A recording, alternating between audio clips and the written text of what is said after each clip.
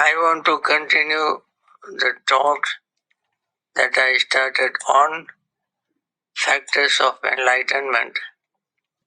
I mentioned that there are 37 of them, and we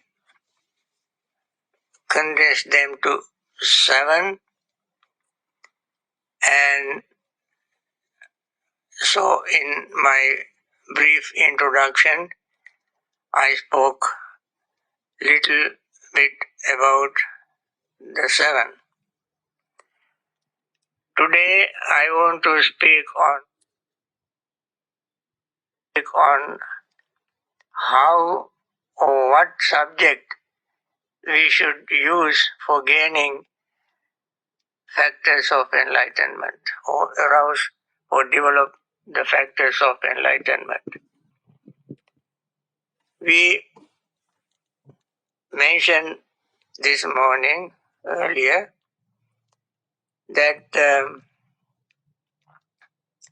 breath is so valuable, important, even though the breath is going in and out through our nostrils almost automatically, even without our awareness. In order to cultivate factors of enlightenment, we use that same breath as an object. The breath is called a body, and the Buddha very clearly mentioned it in Anapanasati Sutta, mindfulness of breathing discourse. He said, breath is one of the bodies, and we use this as an object intentionally. So, Anapanasati Sutta, entire sutta, divided into 4 groups. First group is the mindfulness of the body. Second group is mindfulness of feelings. Third group is mindfulness of consciousness. Fourth group is mindfulness of the Dhamma phenomenon. Now, he said, when we cultivate the mindfulness of body part, we develop 7 factors of enlightenment. When we cultivate mindfulness of feeling, we develop 7 factors of enlightenment. When we practice the mindfulness of consciousness or the mind, we develop 7 factors of enlightenment. When we practice the mindfulness of Dhamma, we practice 7 factors of enlightenment. So in other words, 7 factors of enlightenment can be developed from mindfulness of the body, mindfulness of feelings, mindfulness of the consciousness of the mind, and mindfulness of Dhamma. From one sutta, you can practice 7 factors of enlightenment 4 times. Friends, one may question, should we practice again the 7 factors of enlightenment by practicing all the 4, or is one enough? I think one enough, because it is a repetition. There is no difference between 7 factors of enlightenment and the other. The same factors of enlightenment we can develop by using one of the 4 foundations. In Anapanasati, it is very clearly mentioned that when one practices mindfulness of the body, that is focusing mind on the breath, one gains mindfulness factor of enlightenment. We practice mindfulness of breathing, and that breath is the body. As we paying attention to the breath very diligently, without uh, words, concepts, without letting the mind vacillate to the past and the future, we pay attention to our breath. Deliberately we do that. We don't let it happen automatically, as it normally does. And then, what do we gain? How we gain the mindfulness act of enlightenment by focusing mind on the breath. I mention every time we give instructions on our morning meditation, the breath is the body. And this body is made up of four elements. All the elements you learn in physics or chemistry are made up of these four elements. In our practice, we try to understand that the breath is made up of four basic elements: earth element, water elements, air elements, fire elements, and space elements. Now, when we breathe in and out, we feel the touch of breath. That touch of breath is happening because of the presence of earth element. Hardness. Earth element has hardness. It occupies space. So we become aware of that hardness. This earth element is the same as earth element outside. When we breathe in, the earth element we experience is the same as outside earth element. And then that belongs to earth element. Then we have feelings, and we become mindful of the feelings. There is no other way to know the breath.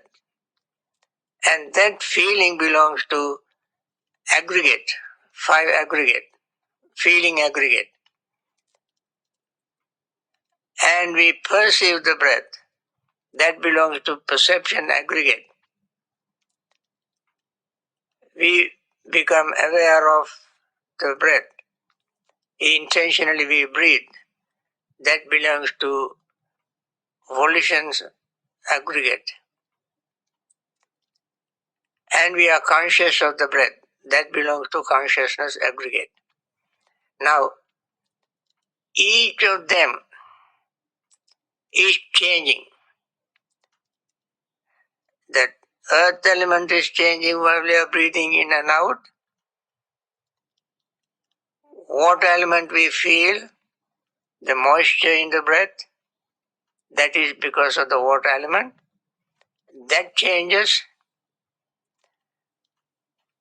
and the fire elements, we feel the heat when the breath is cool, the temperature is low.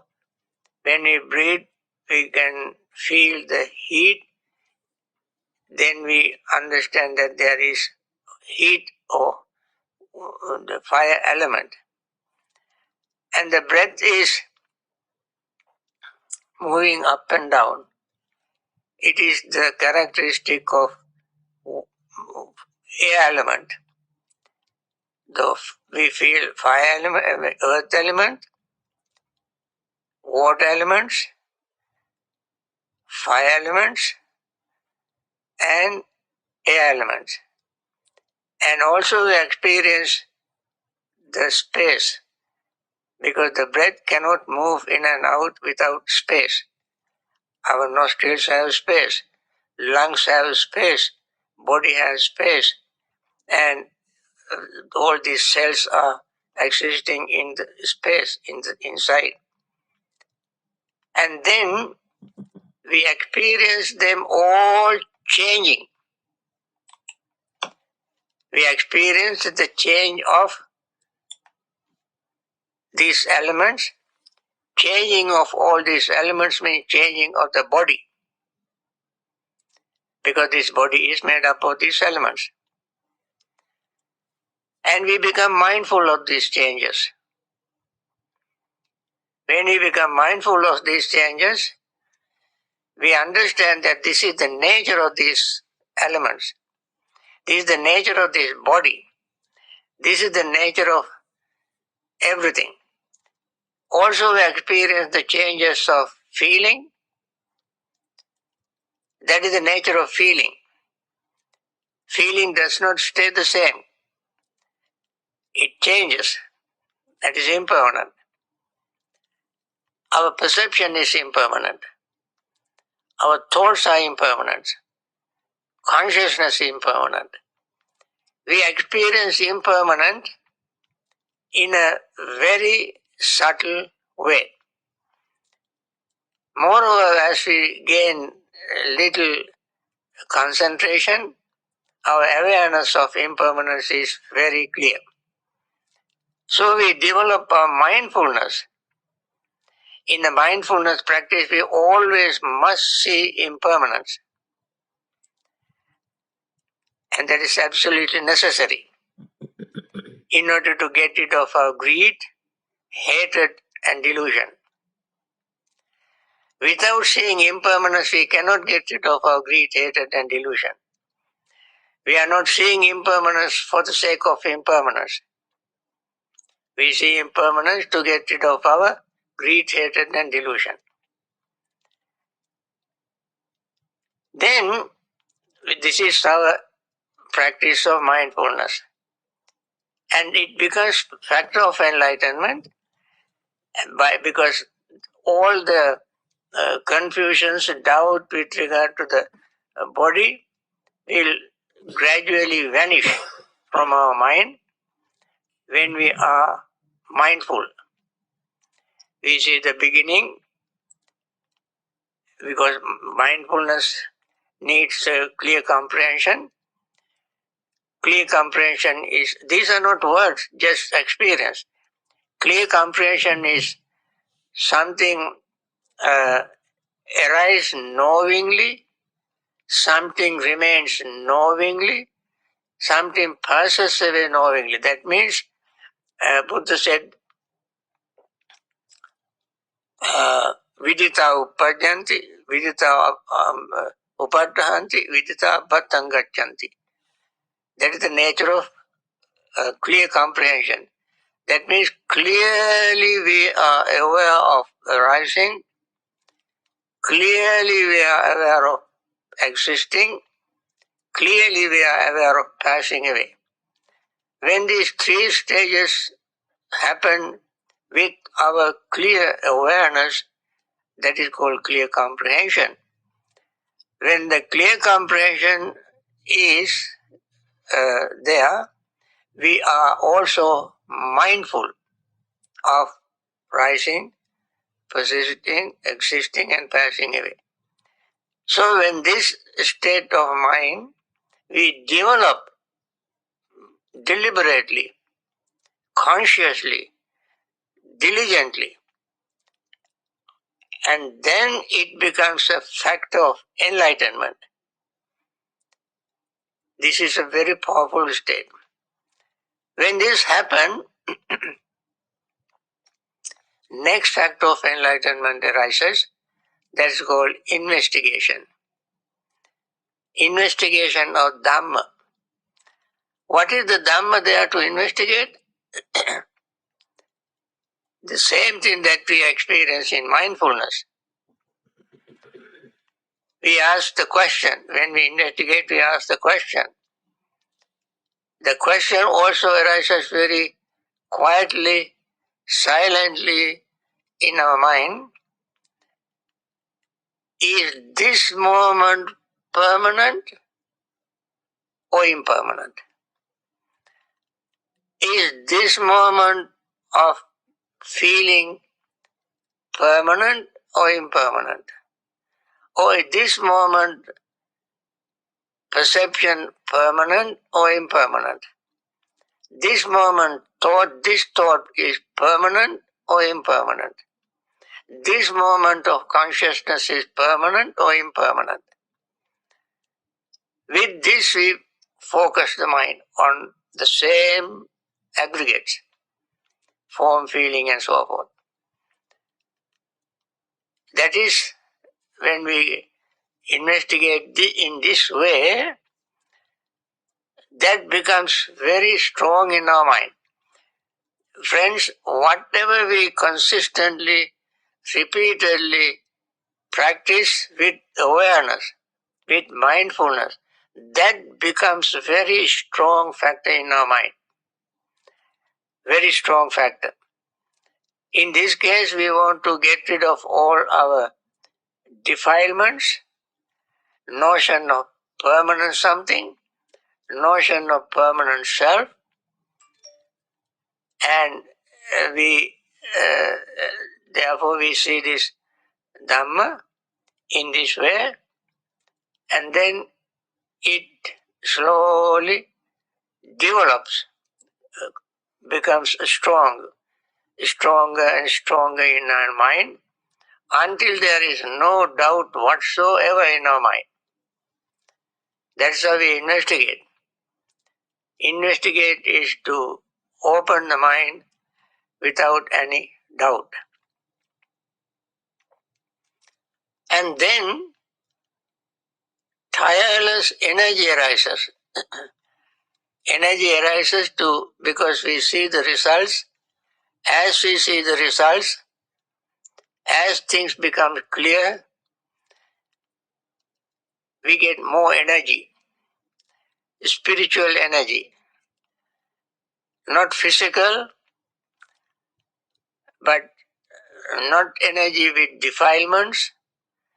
This is a pure energy, spiritual energy that arouses our spiritual urgency to investigate. When we investigate, we get encouragement. We don't become lazy. And that's how the energy factor of enlightenment develops. We never want to be complacent, never want to be lazy, never want to forget this, and we diligently repeat the same practice again and again, not in one sitting.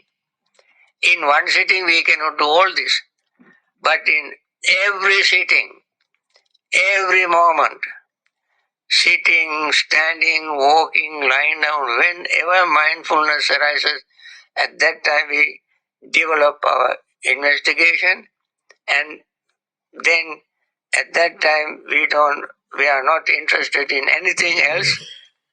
The mind becomes more energetic and keep practicing.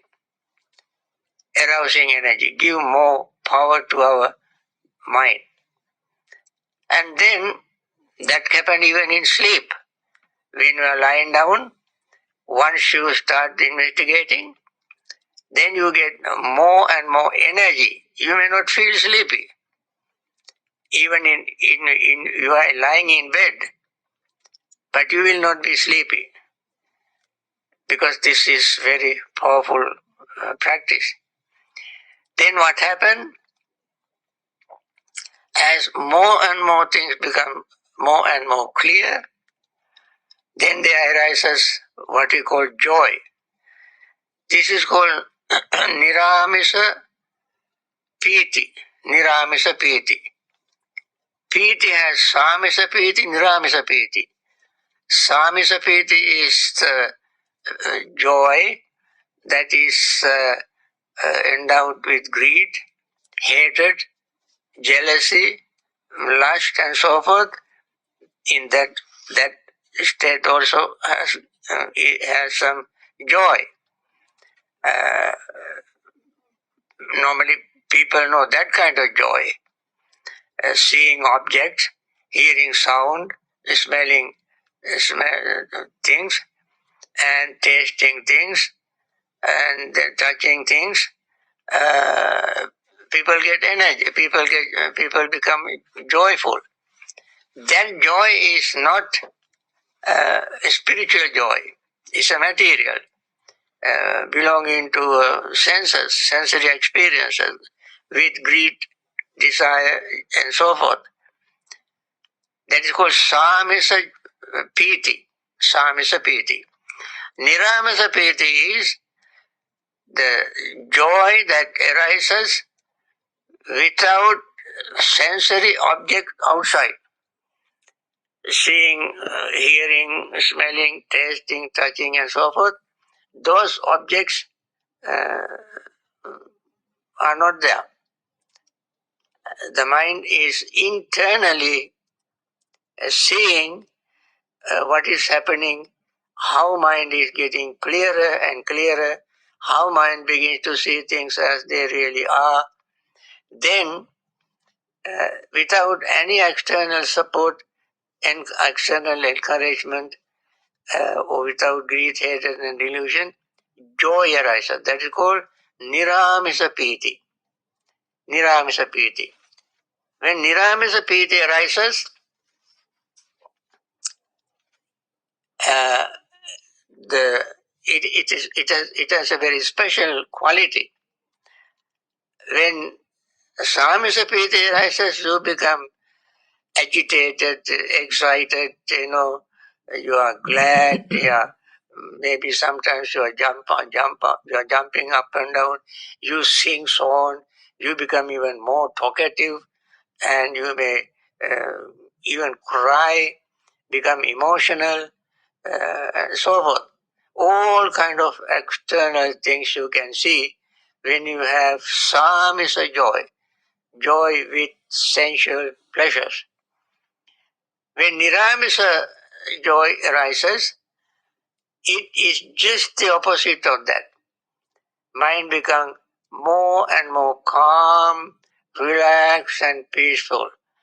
That calm, relaxed, and peaceful is called tranquility factor of enlightenment. Tranquility factor of enlightenment. Passaddhi. Passaddhi. You cannot gain it from outside things, from sensual pleasures. You gain only when your mind becoming clearer and clearer, defilement is fading away, and no more defilement, and then it's extremely inextricable, calm, peaceful mental state. And that state is called Passaddhi Sambhojjhanga. So,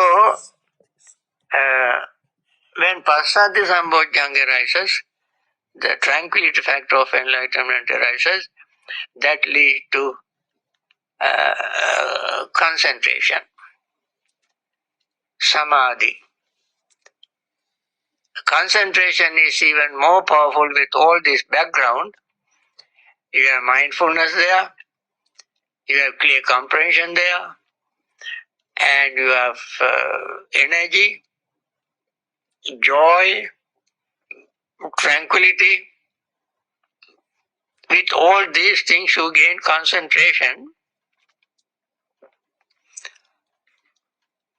Concentration is one-pointedness of wholesome state of mind. Now, with this background, mind becomes naturally wholesome. You have mindfulness there, you have investigation, you have energy, you know, spiritual joy and tranquility. With all these five factors, you gain concentration naturally. We don't have to look forward to concentration. But concentration is not something that makes you dull and just like in sleep. Concentration is very awakened state. That is why it is called factor of enlightenment. Enlightenment factor is not very dull. Sometimes people think that they cannot hear, cannot see, cannot smell, and so forth. When this concentration arises, mind is very, very alert, and of course, hearing, smelling, and so forth will be shut down because mind is not going in those directions. Mind is focused only on this inner, pure, clean state. And then you gain concentration. With that concentration, one can do several things. We will discuss all these things sometimes later. But one most important is to see things as they really are. Anyway, when we gain that kind of concentration, it also purifies our mindfulness and equanimity. It purifies mindfulness and equanimity. And then equanimity factor of enlightenment arises. Equanimity factor means the factor that makes everything in equilibrium, balance. Balance. And therefore, this is a gradual arising, dependently arising. Now, mindfulness factor depends on the body, feeling, perception, thought, and consciousness. Then investigation factor arises on depending on mindfulness. Energy factor arises depending on investigation. Joy factor arises depending on energy. Tranquility factor arises depending on joy.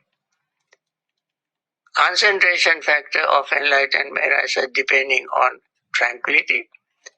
Equanimity factor of enlightenment arises depending on concentration.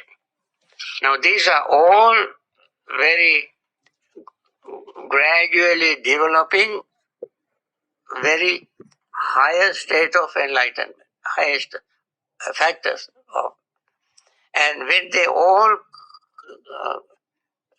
come to culmination, work very clearly,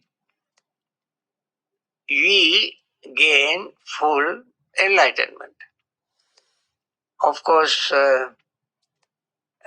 this, as I mentioned, doesn't happen very quickly. Sometimes in some people, it can happen quickly. We will discuss those things later on.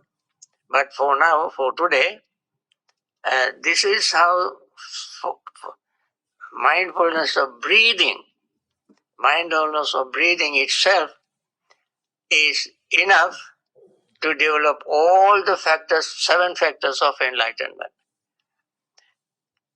Then, if you go to mindfulness of feeling, again you can gain 7 factors of enlightenment. If you go to mindfulness of the mind, again you gain, whichever you select. whichever you select. One of these four groups is enough for anybody to gain 7 factors of enlightenment. So, we don't practice mindfulness of body and gain 7 factors of enlightenment, and then again practice mindfulness of feeling and gain 7 factors of enlightenment. Buddha gave these 4 steps for 4 different type of individuals. So one individual doesn't have to practice all of them. In one step or one section, one group is enough for for some people to attain the 7 factors of enlightenment. So this friend, this much is enough for today, and I will continue this talk maybe on 7 factors of enlightenment or any